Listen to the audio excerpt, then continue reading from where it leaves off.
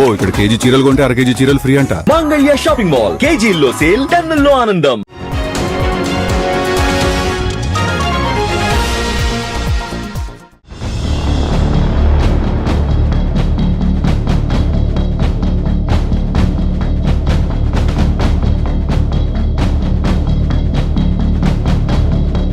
ప్రపంచంలోనే అతి శక్తివంతమైన గూఢచర్య నెట్వర్క్ చైనా సొంతం. కానీ అది చాలా సైలెంట్ గా పనిచేస్తుంది. చైనా నిఘా సంస్థను మినిస్ట్రీ ఆఫ్ స్టేట్ సర్వీస్ అని పిలుస్తారు. నిఘా సంస్థ అంటే రహస్యంగానే ఉండాలి అన్న సిద్ధాంతాన్ని చైనా బలంగా నమ్ముతుంది. అందుకే ఈ సంస్థ గురించి ఎక్కడా ఎలాంటి సమాచారం దొరకదు. దానికి సంబంధించిన ఎటువంటి పుస్తకాలు కూడా పబ్లిష్ చేయదు. దీంతో ప్రపంచ వ్యాప్తంగా దీనిపై చర్చకు అవకాశం లేకుండా పోయింది.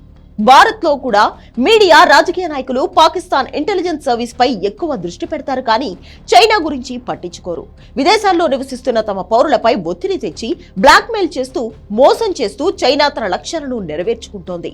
దీంతో పాటు విద్యా సంస్థలు, మీడియాను చైనా తన బలంగా ఉపయోగించుకుంటోంది. ఒక్క ముక్కలో చెప్పాలంటే ప్రత్యర్థులపై నిఘా పెట్టడానికి డ్రాగన్ ఏ ఒక్క అవకాశాన్ని వదులుకోదు. తాజాగా అంతకు మించిన స్పై యాక్షన్ షురూ చేసింది చైనా. ఆ యాక్షనే గ్రేట్ బ్రిటన్ సహా పశ్చిమ దేశాలకు కంటి మీద కునుకు లేకుండా చేస్తోంది. ఆ వివరాలు టాప్ స్టోరీలో చూద్దాం.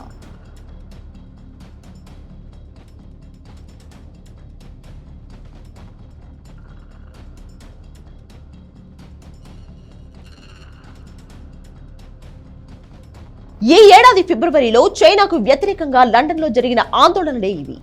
ఈ ఆందోళనలో పాల్గొంది లండన్ వాసులే కాదు, హాంకాంగ్ నుంచి వచ్చిన శరణార్థులు కూడా. దీనికి కారణం లండన్ లో చైనా నిర్మించబోతున్న భారీ దౌత్య కార్యాలయమే. డైలీ మెయిల్ ప్రకారం టవర్ ఆఫ్ లండన్ కు అతి సమీపంలో ఉన్న రాయల్ మింట్ ప్రాంతంలో ఈ ఎంబసీ ఏర్పాటుకు చైనా ప్రయత్నిస్తోంది. ఈ ప్రాంతం సైనిక, ఆర్థిక, గూఢచార రంగాల్లో అత్యంత సున్నితమైన ప్రదేశం. గతంలో బ్రిటన్ నిఘా సంస్థ MI5 స్కాట్లాండ్ యార్డ్లు ఈ ప్రాజెక్టుపై అనుమానాలు వ్యక్తం చేయడంతో దానికి అనుమతులు నిలిపివేశారు. కానీ ప్రభుత్వం మారిన తర్వాత ఈ ప్రణాళికకు మళ్లీ పునరుద్ధరణ కలిగింది. ఇదే ఇప్పుడు పెద్ద చర్చకు దారితీసింది. చైనా దౌత్య కార్యాలయం స్థలానికి చాలా దగ్గరలో 3 పెద్ద డేటా సెంటర్లు, stock exchange, bank of England వంటి కీలక ఆర్థిక వ్యవస్థలు ఉన్నాయి. ఈ నేపథ్యంతో ప్రధానమంత్రి కార్యాలయానికి బ్యాంక్ ఆఫ్ ఇంగ్లాండ్ స్వయంగా అభ్యంతరాలు కూడా తెలిపింది. కానీ చైనా మాత్రం మెగా ఎంబసీ నిర్మాణంలో దూకుడుగా ముందుకెళ్తోంది.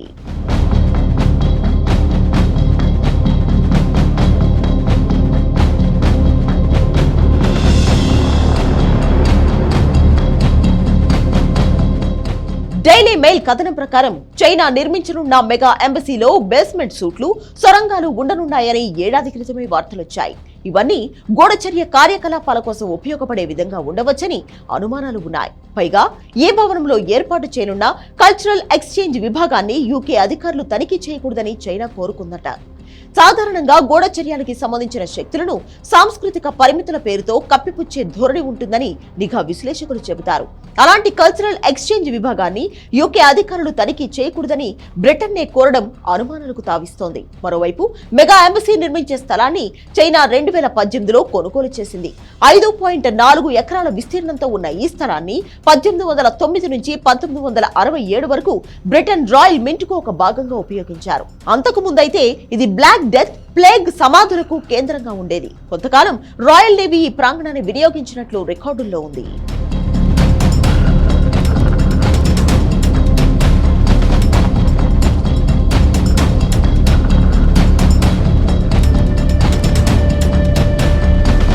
బేసింగ్ ప్రణాళిక ప్రకారం లండన్ లో నిర్మించే మెగా ఎంబసీ యూరోప్ లోనే అతి పెద్దదిగా రూపొందనుంది.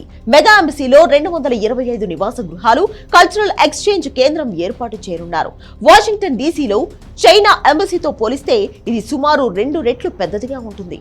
భౌగోళికం, భద్రతా అంశాల్లో అత్యంత ప్రాధాన్యత గల ప్రదేశంలో చైనా ఈ ఎంబసీ నిర్మాణం చేపట్టడం, అందులోని ప్రత్యేక నిర్మాణ నమూనాలు, అధికారుల విజ్ఞప్తులు మెగా ఎంబసీపై అనుమానాలకు తావిస్తున్నాయి.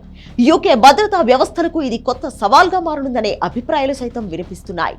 పైగా బ్రిటన్ పై నిఘా పెట్టడం చైనాకు కొత్తేం కాదు.